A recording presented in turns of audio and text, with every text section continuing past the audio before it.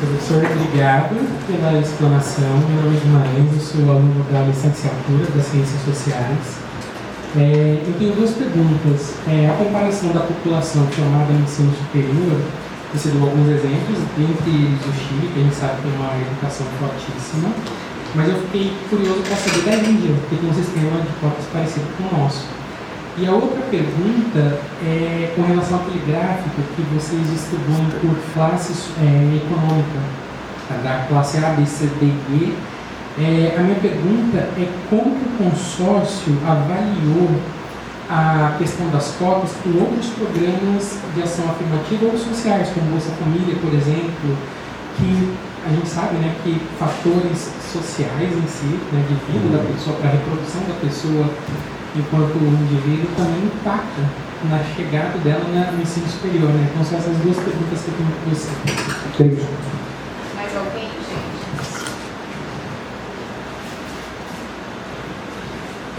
Vamos fazer um bloco, né? Calma, gente, não brigue. Ó, vou então, passar na frente aqui, ó. Vai, Mara, depois você. Bom, primeiro, boa noite a todos e todas. Boa noite, Luiz. Muito obrigado pela presença. É um prazer recebê-lo aqui na UFES, né? Na verdade, eu queria, quer dizer, a política de cotas, né, como você mesmo apontou, é uma coisa assim, que, do ponto de vista do resultado, né, é algo realmente robusto, interessante, mas eu queria saber, na verdade, como que você avalia os efeitos não esperados da política de cotas, né? Como o consórcio investigou esses efeitos, né? Porque os efeitos esperados, né, e a valorização da política de cotas, a gente sabe mais ou menos, né, prever mais ou menos o que vai dar, né? Mas, inclusive, na pesquisa qualitativa, vocês conseguem captar um pouco, né, desses efeitos não esperados. Eu queria ouvir um pouquinho mais sobre isso.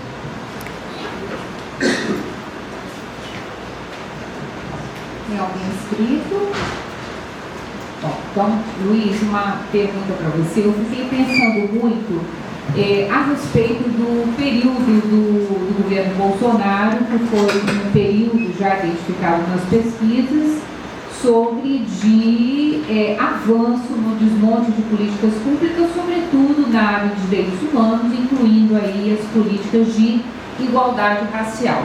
E o recorte temporal que vocês trabalharam vai até 2021, ou seja, fiquei pensando nas possibilidades de fazer um corte nesse período e olhar especificamente como se comportou os resultados na política de cotas, sobretudo de 2016, pegando o final do Dilma II, governo Temer e governo Bolsonaro. Isso motivado por uma pesquisa recente que terminamos de publicar um livro a esse respeito, mostrando que na área de igualdade racial, a política quilombola, por exemplo, foi uma das que mais sofreu reveses e desmonte, sobretudo no governo Bolsonaro, mas também já no governo Temer, né, além de redução dos recursos do PPA. Ao passo que na área de cotas não se notou muita mudança comparativamente o Dilma II, Temer e o governo Bolsonaro, né? Então isso acaba surgindo como uma questão de pesquisa, né? Porque dentre as políticas de igualdade racial, parece que exatamente a política de cotas ela se mostrou mais resiliente, mesmo diante de um governo de extrema direita. Então a minha pergunta é se a lei de cotas de 2012, ela teria tido algum papel, ou seja, a institucionalização dessa lei teria contribuído para a resiliência da política de cotas no Brasil? Mais alguém inscrito para a gente fechar o bloco?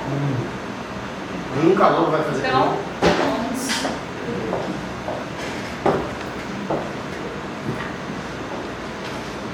Bom, gente, obrigado pelas perguntas. perguntas.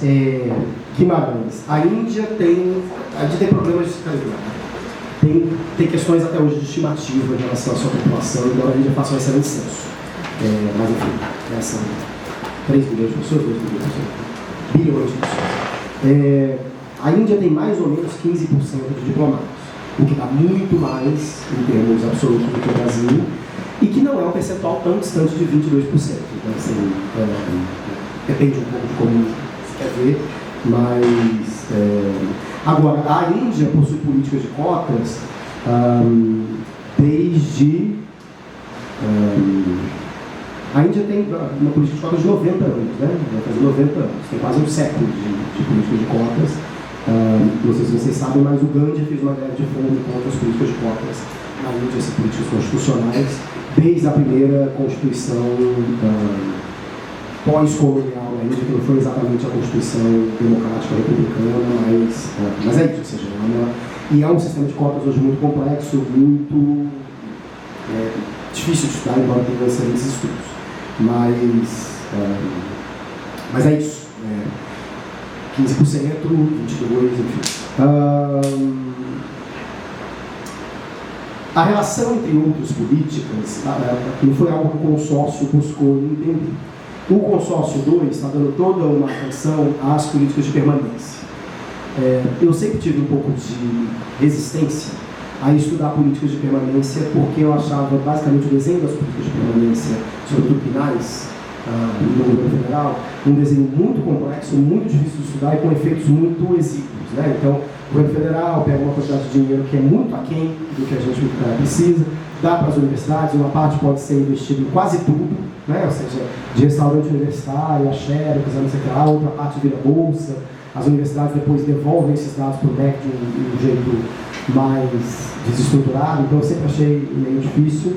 Mas agora no consórcio 2, inclusive a partir de um convênio com o MEC, a gente vai tentar avaliar as políticas de permanência e uma parte envolve essa interação com outras políticas de bolsa, mesmo porque tem umas coisas acontecendo aí que tem a ver com a discussão dos grandes fundos, em parte do petróleo e em parte o Fundo Soberano de Igualdade Racial. Então, eu não vou entrar nisso, mas porque são talvez mais pensamento desejantes, mas existe uma contestação jurídica por parte do MP e do TCU em relação ao fundo do pré-sal. O fundo do pré-sal tem, dentre uma das suas provisões, o compromisso de investimento em igualdade racial.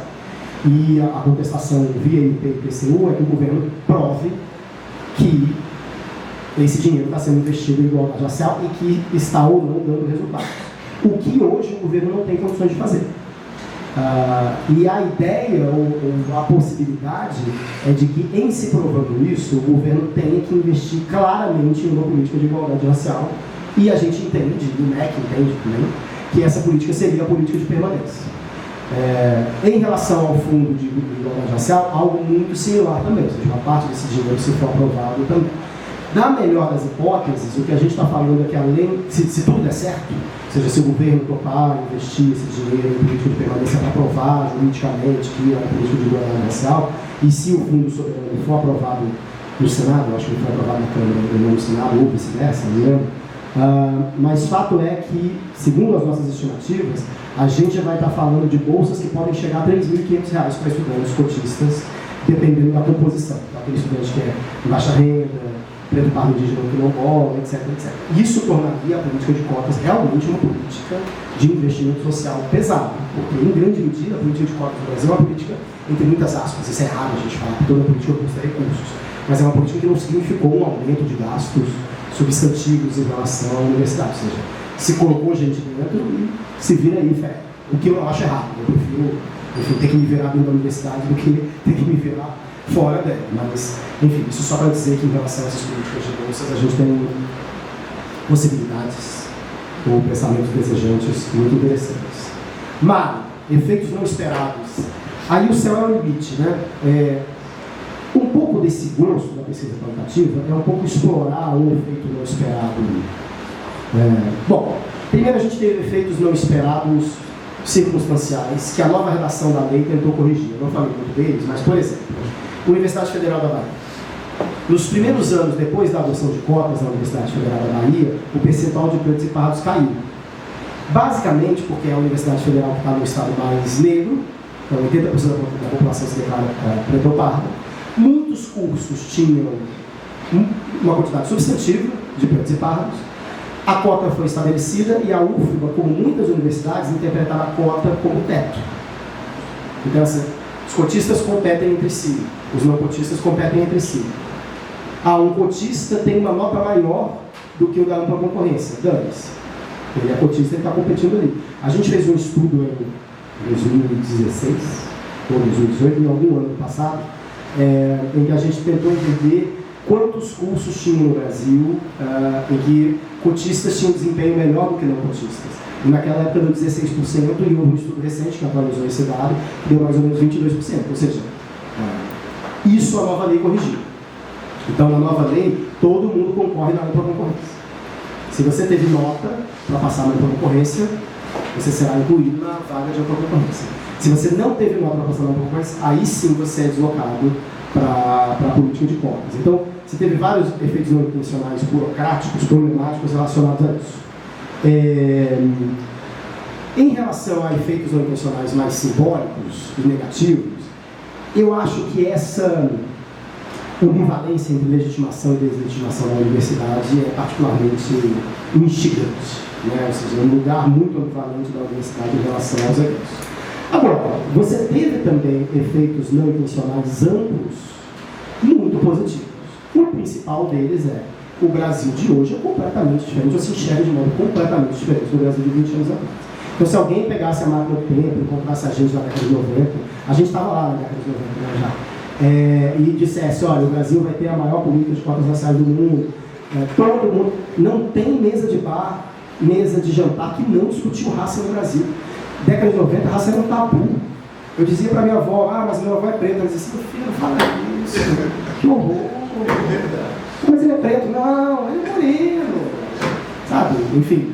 Então você tem uma mudança estrutural muito significativa. Se a gente pensar no universo de produção cultural, e a gente no GEM fez pesquisa sobre isso, sei lá, na década de 90, os personagens de novela da Globo eram 85%, 86% brancos.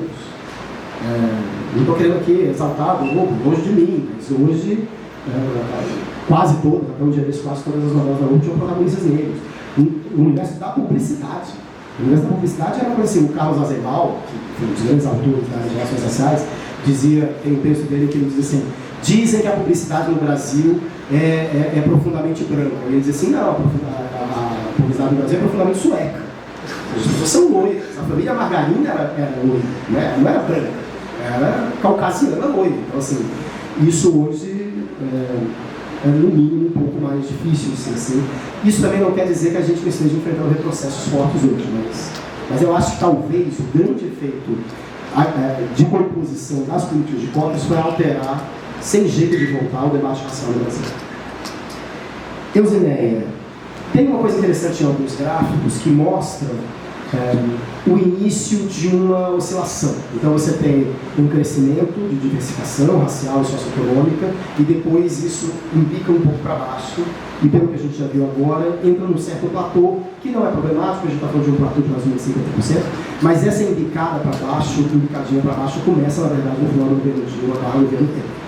Então isso precisa ser dito. Se isso é culpa desses governos ou não, é uma outra coisa. O governo Temer fez várias alterações na lei de 2.711, mas são alterações muito malucas, são alterações de forma, ninguém sabe muito bem até hoje explicar por que são essas alterações, mas para responder diretamente à sua pergunta, eu particularmente acho a lei 2.711, sempre achei até antes disso, uma lei muito robusta, ou muito resiliente para usar o seu termo. Primeiro porque ela é uma lei que surge de um processo, e veja, eu tenho problemas em relação à lei 2.711, não, eu tenho problemas de opinião, normativos em relação, enfim, eu sou meio sociólogo, meio cientista político, a gente sempre sabe a melhor política pública, que se a gente fosse ditador, a gente faria, mas enfim, é assim que funciona. Infelizmente, eu acho que eu seria assim ditador. Mas a lei 2.711 foi fruto de um amadurecimento muito forte em relação ao debate público, político e de gestão. Então, você teve 10 anos de controvérsia, você teve inúmeras controvérsias, só de seminário, um monte de seminário, questões de gestão. Depois você teve todo o debate jurídico no STF. O debate jurídico no STF o debate jurídico no STF dura quase 2 anos. Tem a convocação de amici curiae, né? Ou seja, um monte de gente vai para lá, eu mesmo fui para lá. Enfim, tem um amadurecimento muito forte. Depois tem uma decisão por unanimidade. Depois dessa decisão por unanimidade na Suprema Corte, o governo Dilma, que foi de fato o governo que aprovou a lei 2.700, vai lá, manda para o Congresso. De última hora, uma parte do Congresso diz: a gente não vai aprovar porque a gente é a favor de cota socioeconômica, bota uma cota socioeconômica. Então, o desenho da política de cotas no Brasil, para o bem e para o mal, sem discutir se é o melhor desenho, é um desenho muito resiliente que é fruto, de certo modo, de uma grande composição. É uma lei de adornamento, né? Ou seja, uma lei que quer pegar esse saldo do debate e fazer algo. E tem uma outra coisa em relação a essa política pública, que era uma política pública, de um lado mais fácil de desmontar e do outro lado mais difícil de desmontar. De um lado ela é mais difícil de desmontar porque ela não é propriamente uma política pública ligada apenas a uma lei que o governo implanta.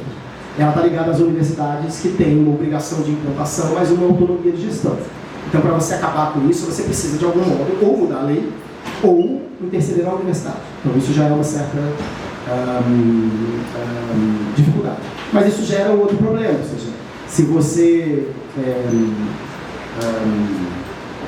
enforca o ensino superior público no Brasil, você afeta o sucesso da lei de modo bastante complicado. O consórcio estava orientado para a lei 2.711, mas é preciso ser dito que, quando eu fico falando isso, eu fico me sentindo um pouco meio que no escuro, né? Mas, para além disso, o Brasil tem a maior ação afirmativa do mundo em termos raciais, que se chama ProUni e FIES.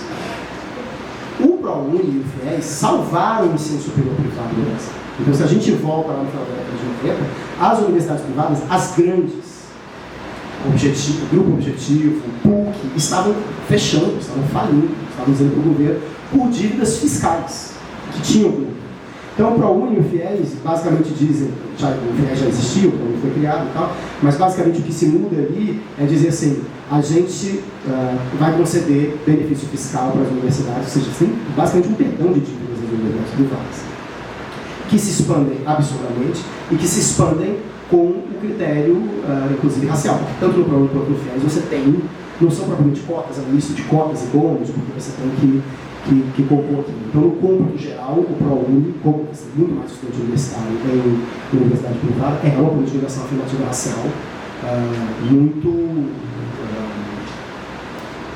grande, digamos assim. Essa política também tem uma espécie de resiliência estranha. Uma resiliência estranha basicamente porque ela é uma política que sustenta a universidade privada nas suas dívidas fiscais. Mas enfim, estou dizendo isso porque às vezes quando a gente fala que uma política é resiliente, parece que ela é um super-homem, né? Parece que ela é resiliente porque ela é boa. E não necessariamente isso. Ela é resiliente porque ela surge de uma determinada composição.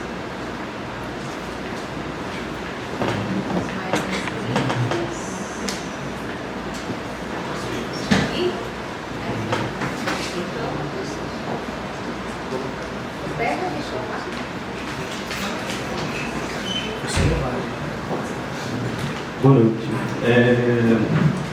Um dos seus slides você coloca brancos e amarelos, né?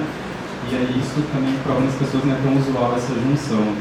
Queria te ouvir um pouco mais sobre como que os estudos também de branquitude, que é uma mais contemporâneo dentro do debate, né, de relações raciais, tem influenciado o próprio